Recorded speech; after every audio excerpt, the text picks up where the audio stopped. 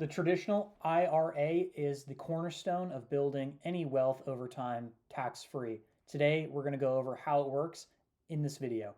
Hi, my name is Zachary Jensen, the managing partner here at TaxWise, where we're helping small business owners and high W-2 earners with tax savings so they can build their wealth faster.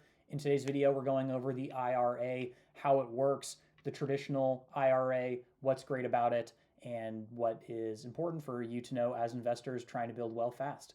So why would we even care about this? A traditional IRA is a simple legal way to let money grow tax-free for decades while potentially lowering this year's taxable income.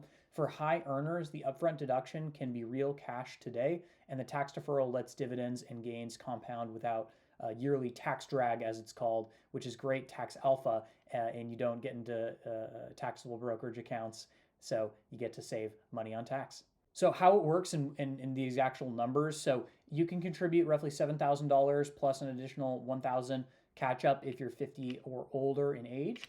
Contributions may be tax deductible and fully deductible if neither spouse is covered by a workplace plan. Phased out if you are, though. Open an IRA account on any brokerage, right? And you can use this on Fidelity, Schwab, etc. Put it in a low-cost ETF. We recommend the S&P 500 index fund. Very, very basic, very vanilla, I know, but S&P is super important because it is very volatile, but it is very good long-term growth, and this is key for retirement if you're starting now when you're younger or you have some runway to go. Having a volatile retirement account actually isn't that big of a deal as long as you don't look at it and if you got the stomach for it, and you can reinvest dividends and automate contributions, and taxes are deferred until you withdraw, and withdrawals are only taxed as ordinary income in retirement. And early withdrawals before 59 and a half generally face income tax and a 10% penalty. And something called RMDs start at age 73, which we'll go over later in the video. Let's say you start now and you're, let's say, 35, and you're maxing out your $7,000 a year plus your spouse as well. But let's just say you're doing it on your own for 30 years at 8% average returns, which is a simple proxy for long-run U.S. equity growth. It grows to roughly $800,000 without any annual taxation on dividends or gains after 30 years. Even one $7,000 contribution left alone for 30 years can become roughly $70,000. It's really, really, really powerful stuff. And if you're in this 35% tax bracket and your contribution is deductible, that's saving you around $2,500 in current year tax savings every year you contribute on top of the compounding. So not only are you getting this long-term wealth building, you're also getting tax savings now today to make it a little more sexy for you now.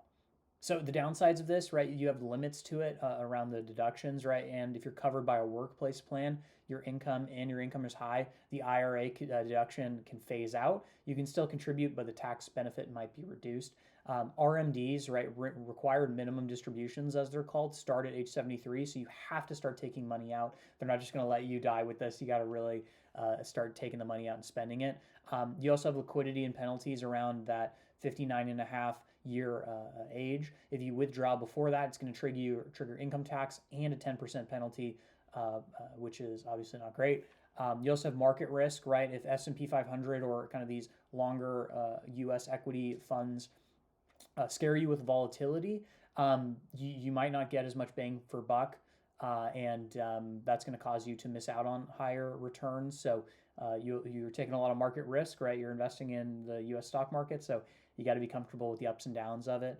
And coordination as well. You got to make sure that you talk with your advisor to go over how maybe doing Roth conversions, right? Converting your IRA to a Roth IRA or something like this might help you there. Essentially, what you're trying to figure out with the conversion process is, hey, do I want to pay taxes now to potentially pay less taxes later? Or do I want to pay taxes later and not have to worry about it? So you have to remember the pro rata rule around this.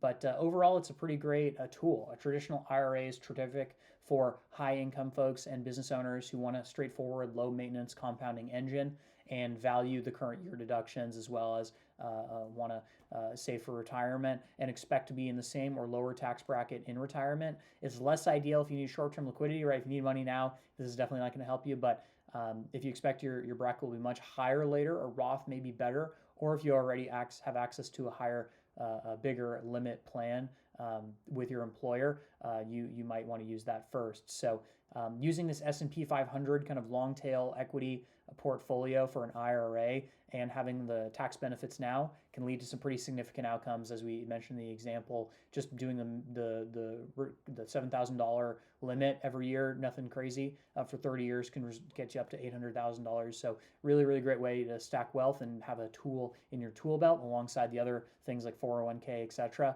That's really going to help you out in retirement. So if you like this video, if you need help understanding how the IRA and 401k and other retirement plans affect your taxes and affect your financial situation, please reach out to us in the description below. We do this stuff all the time for clients just like you. So thanks so much for watching and have a great day.